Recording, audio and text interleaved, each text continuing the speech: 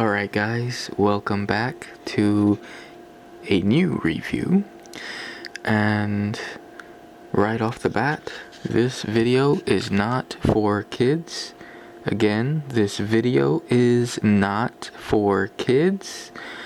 This has adult language not suitable for kids. To warn all parents, again, not for kids. Okay, with all that being said, as we're going to do that in every episode that I make, this is going to be a very exciting one because I absolutely love the World War II United States Sherman tank. My all-time favorite tank ever made. Now, for the most part, let's move our little ninja people here.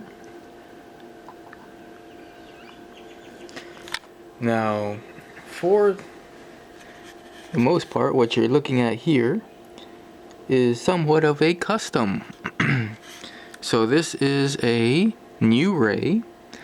This is a late, I'm gonna say a mid to late 90s new ray. It's a 132 scale. And this one is battery operated. This particular one right here I bought at the flea market, and it was missing the gun, the main gun, and as you can see now, it's a lot longer. I made it into a Firefly. So that is awesome right there. Okay, so let's look at the bottom.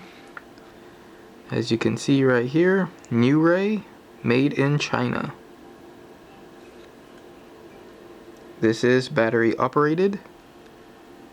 Now the batteries that I have in here are dying, so let's just turn it on so you can see. These are dying. Yeah, they're pretty much dying. So as you saw, it does roll very easily. One more time. Okay, so these new ray tanks are awesome. They came out in the late 80s, and I did buy them brand new. I still have the one that I bought brand new back when I was a kid, or when I was younger. And this is not it. Again, this one I recently bought, I'm gonna say about a year ago, possibly. And ever since then, I've been buying other tanks and making this one into a Firefly. So all I really did was put the gun here, the main gun, which it would be a 75mm, made it into a 76. Took off the crates off another tank and the extra wheel off the other tank, which again is right here. So this is also a new ray, but this one is what is it, a more of a model. It's not battery operated, it's just a flat out model that you build together. So it gives you screws and all this, but actually when you do try to use the screws that the box gives you, the screws are too thin and do not grab the top of the hull. So what I suggest you do is keep the screws that it gives you. Well, I mean, there's several things you can do, but the easiest thing would be just to use different screws to hold the bodies together. The top body with the lower body.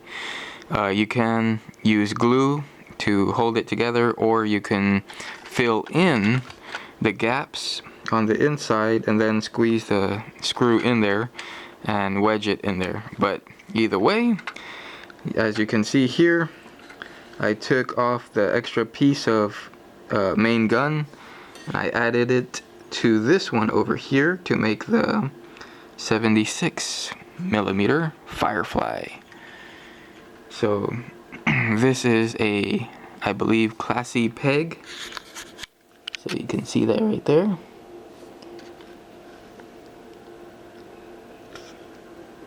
Now, these new rays, again from the, I'm gonna say the late 80s all the way up to the early 2000s. They all of the upper part of the hull is die-cast. Then you have your wires and your motors and all this stuff that actually make the tank roll. And then you have your batteries, which are right there, or in there. And it adds more weight to the actual tank itself, so it just feels amazing. These tanks are awesome. I have so many memories of playing with these tanks. It's really funny. This is the one that I'm telling you about that I bought brand new back in the 80s when they first came out. I'm gonna say 88, 89, around there. So this is my original new ray. Now there are ways that you can tell that this is the original versus a later 2000, but that would be a whole different video if I were to really focus on telling you all the details. But somebody that actually knows about them, you can tell the difference right away. But yeah, just incredible. Also battery dying, but let's turn it on. Try it again.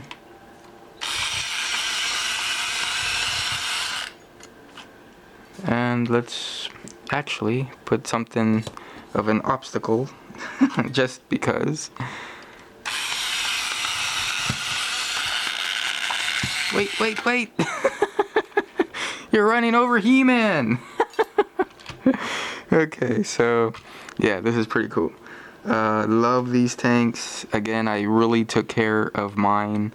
Again, I used to play with these with the plastic Timmy toys. Your, what is it? Processed plastic toys, the army men from like the Vietnam era. And like I would basically put them together and have this run over all of them. But yeah, incredible, beautiful tank. Anybody that loves armored vehicles, I mean, this Sherman tank is a must-have. You have to have a Sherman tank in your collection. If you love tanks, must-have. So let's put my original new ray aside, and then we will talk about this new ray over here. And this one comes on the 18-wheeler flatbed, and this one is in actual late 80s, early 2000s when it came out. So you can see right here, it's longer than 12 inches, which is longer than 30 centimeters. And let's show you here that the truck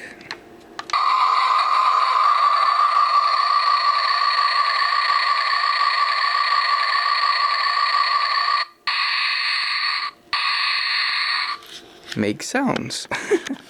And not just sounds, but it actually lights up. So let's see, where is the, there it is.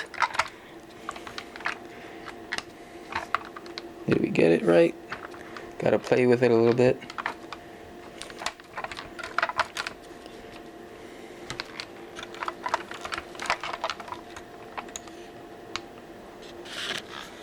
There you go.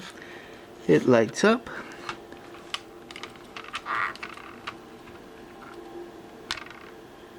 So you can see here. I mean, it's a very good detailed truck. Very nice, very beautiful. They used to sell these in magazines. You could special order them. So there's the back of the lights, the back of the truck.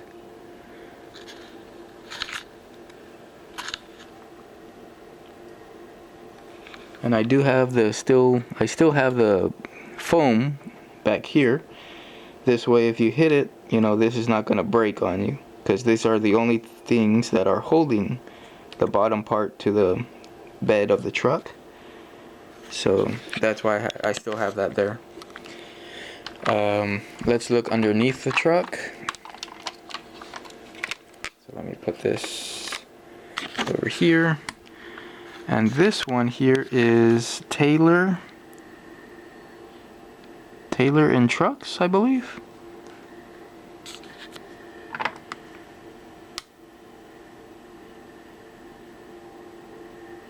Okay. All rights reserved, 1997, copyright. So it's right there, 1997.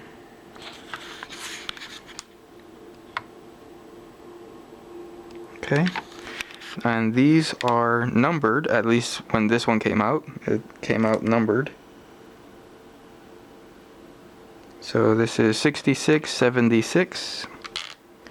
And there's your matching Taylor and Trucks.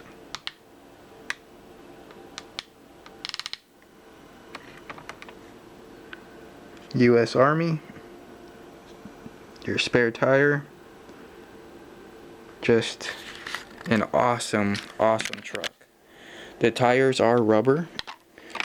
This is not a die-cast truck. This is all plastic, except for obviously the wires and stuff. But there you go. United States Army, first in series, 2002.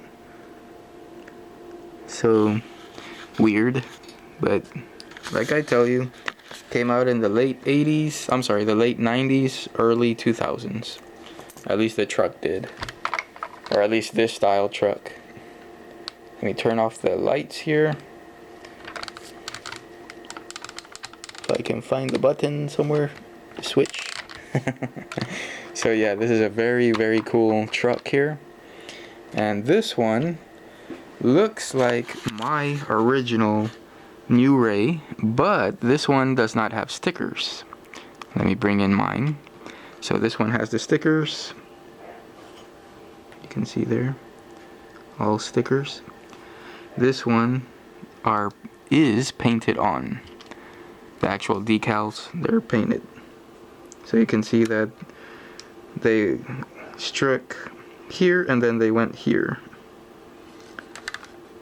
So there's that. And this one also has the batteries in it, so let's turn this one on.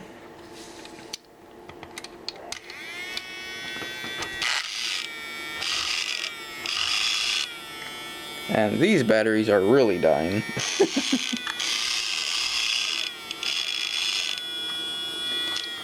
So yeah, but yeah, those batteries are almost dead, so that's why it doesn't even have the power to move the tank. But there you go, U.S.A, made in China.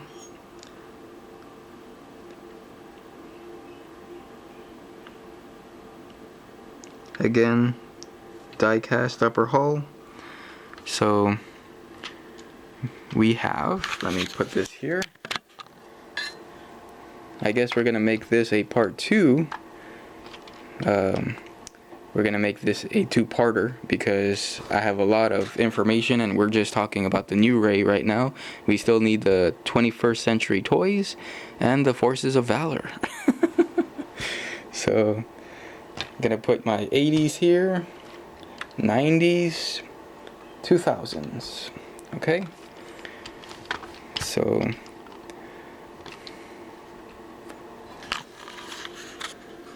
the 80s, the late 80s, the mid 90s, the early 2000s, and then the mid 2000s, late, I guess. somewhat late 2000s, 2020 basically. Maybe even I don't even know when these models started coming out. Probably like 2017, 2018, around there. But these are all plastic, no diecast whatsoever. So, and this one here, I'm actually planning on redoing the turret and part of the upper hull here to something else.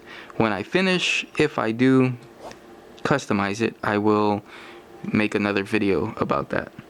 But that'll be for something else. So that's about it for the new race. Let's talk about the 21st century's toys. Now these tanks are incredible. And don't get me wrong, I love the new race. I grew up with them, playing with them and all that. I mean, and this is not the only one I had. I had about 3 of them. And the other 2, I mean, I sold them, but this one I always took very good care of this one. So that's why it looks like this, but you know, with the stickers almost coming off and all that, but there you go. Anyway, moving on. So what we have here again is the 21st century's toys, 132 scale. All these are 132 scale. Let's take off the figure here. Let's put them on the truck over here. Okay. So this one is, I believe, the Africa, I believe, desert operations. So again, it's armed with a 75 millimeter main gun. I believe it's a 30 cal. It could be a 50, but I think the 50 is on the top here, and I think that's the 30 cal, if I'm not mistaken. I could be. This one has the extra sloped armor supports here. Extra armors I'm talking about. So there you go. And here's this. And there's a reason why they added this, but for other reasons. But anyway, on the 21st centuries, again, you get a lot of detail, which is a lot of doors, a lot of hatches that open, and you can see the inside. You can fit figures inside there, which, let me get one off of the Stuart that I showed you before. So we put this guy inside. Put the camera down a little bit here.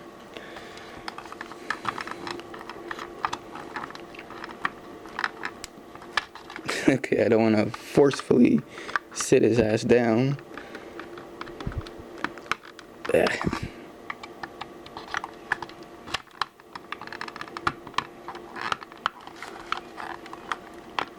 Almost got him in there. Well, I can't take him out. Okay, so anyway, let's just put him on top of here. Can we take the machine gun off? Possibly, maybe, no, okay. Oh man, this is too funny. Okay, so we're just gonna do it like this. So we have him in there, the machine gun on top of his head. So he does fit in there. You can fit the figures in there. And I could fit the figures in here, but right now I'm trying to not make this video so long, and it's already 19 minutes. Holy crap. But as you can see, I just need to sit his ass down, but they do fit in there.